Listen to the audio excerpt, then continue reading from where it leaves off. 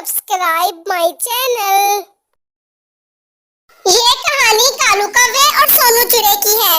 वो दोनों बहुत ही गरीब थे और उल्लू सेठ के खेतों में काम करके वो अपने घर का गुजारा करते थे। चील जी, हमें भी आइसक्रीम खानी है, हमें भी एक एक आइसक्रीम दे दे। क्या आप दोनों के पास पैसे हैं जो मैं आप दोनों को आइसक्रीम दे दूं? नहीं चील जी, पैसे तो नहीं है, लेकिन कल हम अपने पतियों से पैसे लेकर आपको दे देंगी।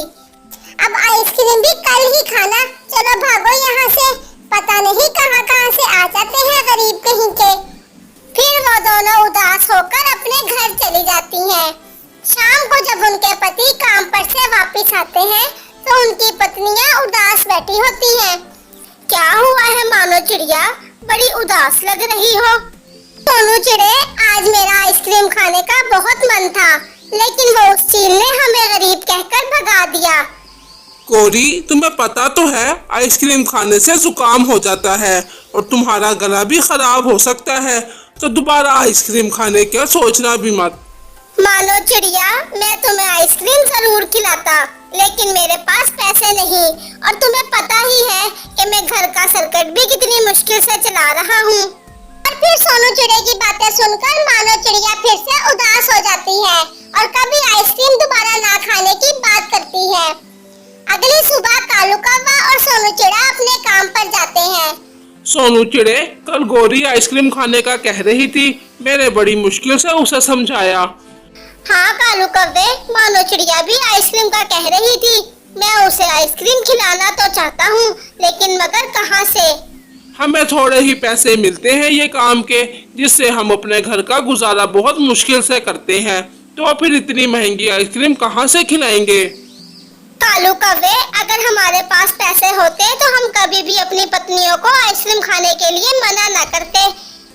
इसमें उनका भी क्या कसूर है? इतनी गर्मी में तो आइसक्रीम खाने का दिल सबका ही करता है। दोनों ऐसे बैठे बातें कर रहे थे और उनकी बातें पेड़ पर बैठा एक बूढ़ा पक्षी सुन रहा था।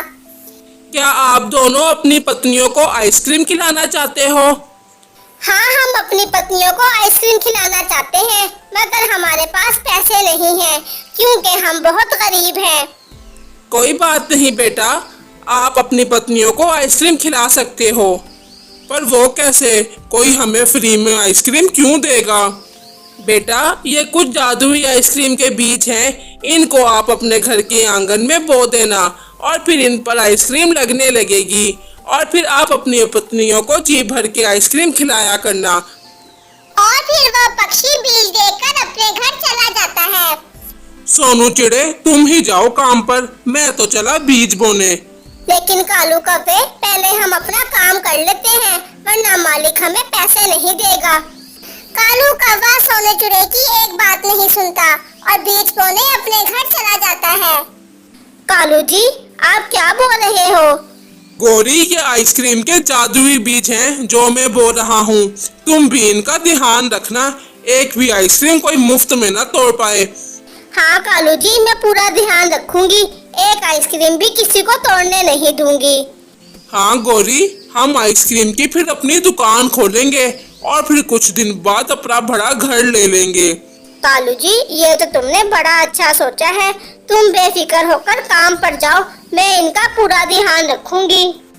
गोरी, मैं काम पर भला क्यों जाऊं? मुझे आइसक्रीम बेचने की तैयारी भी तो करनी है ना। इस तरह कालू कौवे को बहुत लालच आ गया था, वो तो बस आइसक्रीम बेचने के सपने देख रहा था। शाम को चिड़ा भी अपने आंगन में बीज बो देता है और घर आकर सो जाता है। अगली सुबह कालू कौवा आकर अपने बीजों को देखता है, वहाँ तो एक भी पौधा आइसक्रीम का नहीं उगा था। ये कैसे जादुई बीज थे? यहाँ तो एक भी आइसक्रीम का पौधा नहीं लगा। कालू जी, मैं तो कब से इंतजार कर रही थी आइसक्रीम खाने का। मुझे पता है तुम मेरे से झूठ बोल रहे हो ना? नहीं गोरी, मैं झूठ नहीं बोल रहा, तुम यहीं रुको, मैं अभी सोनू चिड़े के घर जाकर देख कर आता हूँ। अरे वाह, ये तो सचमुच जादुई बीज थे, इन पर आइसक्रीम तो लग गई है, वो भी तरह तरह की। सोनू चिड़े की खेती देखकर वहाँ पर बाकी गरीब पक्षी भी आ जाते हैं। सोनू चिड़ा सभी को आइसक्रीम खिलाने लगता है। खाओ खाओ सभी पक्षी जी भर के खाओ। जब वो सबको आइसक्रीम खिला रहा होता है तभी वहाँ पर कालू कौवा आ जाता है। सोनू चिड़े, मेरे खेत में तो एक भी आइसक्रीम नहीं लगी। लगता है उस बूढ़े पक्षी ने मुझे खराब बीज दे दिए। कोई बात नहीं कालू कौवे, तुम यहाँ से गौरी के लिए आइसक्रीम ले जाओ और उसे जी भर के खिलाओ।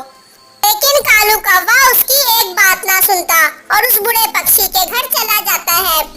बूढ़े पक्षी जी, सोनू चिड़े के खेत में तो बहुत सारी आइसक्रीम लगी हैं और मेरे खेत में भी एक भी आइसक्रीम नहीं लगी। आप मुझे दूसरे बीज दे दें, वो पहले बीज खराब थे।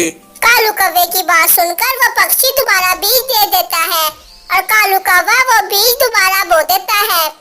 गौरी, इस पर आइसक्रीम जरूर लगेगी और हम सोनू चिड़े की तरह फ्री में आइसक्रीम नहीं बांटेंगे, बल्कि एक आइसक्रीम 20 रुपए की बेचेंगे। फिर अगली सुबह होते ही कालू कौवा दोबारा देखता है, लेकिन वहाँ तो कोई आइसक्रीम नहीं थी। कालू कौवे को बहुत ज्यादा गुस्सा आता है और वो फिर से उस पक्षी के पास आता है। आपने मुझे पागल बना रखा है। उन बीजों से भी आइसक्रीम की खेती नहीं हुई। बेकार में मुझसे मेहनत करवाई जा रहे हो खराब बीज देकर। कालू कौवे, खराब बीज नहीं है, खराब तो तुम्हारी नीयत है। तुम आइसक्रीम बेचने की लालच के साथ साथ बीज बोते हो और ये बीज लालची के हाथों से कभी भी नहीं उगते। आपका मतलब क्या है, मुझे ठीक से समझाएं। ये गोल गोल बातें मेरी समझ में नहीं आती। कालू कौवे, वो बीज तुम्हारी पत्नी की आइसक्रीम खाने की इच्छा को पूरी करने के लिए थे, लेकिन तुम बस उन्हें बेचने के सपने देख रहे थे, इसलिए वो बीज तुम्हारे घर नहीं उगे और उस भोले सोनू चिड़े के घर उग गए। अब मुझे सब समझ में आ गया है। अब से मैं लालच नहीं करूँगा, बल्कि मैं भी अब से गरीबों को मुफ्त में आइसक्रीम दिया करूँगा। फिर वो दोबारा बीज उसको दे देता है और कालू कौवा फिर से आकर साफ और अच्छी नीयत के साथ वो बीज बो देता है। अगली सुबह उसके खेत में भी तरह तरह की आइसक्रीम लग जाती है और गौरी उन्हें खाने लगती है। सच में आइसक्रीम बेचने से ज्यादा खुशी गौरी को देखकर मुझे हो रही है। मैं भी लालच में डूब गया था और गौरी के बारे में एक दफा भी नहीं सोचा। फिर कालू कौवा भी सबको मुफ्त में आइसक्रीम खिलाने लगता है।